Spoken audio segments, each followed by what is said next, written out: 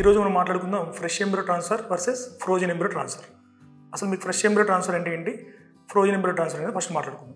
Fresh embryo transfer ఎవరైతే మన patient IVF stimulation చేసిన తర్వాత ఎగ్ రిట్రీవ్ చేసి ఎగ్స్ని ఫర్టిలైజ్ చేసి ఎంబ్రోస్ ఫామ్ అయిన తర్వాత ఇమీడియట్గా యూట్రస్లో ట్రాన్స్ఫర్ చేస్తాం, either day 3 or day 5. Same సైకిల్లో ట్రాన్స్ఫర్ చేస్తే దాన్ని ఫ్రెష్ ఎంబ్రో ట్రాన్స్ఫర్ అంటారు. సో ఫ్రోజన్ ఎంబ్రో ట్రాన్స్ఫర్ ఏంటంటే వచ్చిన ఎంబ్రియోస్ని డే 3 ఆర్ డే 5 ఫ్రీజ్ చేసిన తర్వాత either next cycle or 2-3 months తర్వాత బేస్డ్ ఆన్ హార్మోన్ లెవెల్స్ అవన్నీ చెక్ చేసుకున్న తర్వాత ట్రాన్స్ఫర్ చేయండి. ఫ్రోజన్ ఎంబ్రో ట్రాన్స్ఫర్ అంటారు. ఫ్రోజన్ ఇన్ సెన్స్ ఎంబ్రియోస్ని ఫ్రీజ్ చేయడం.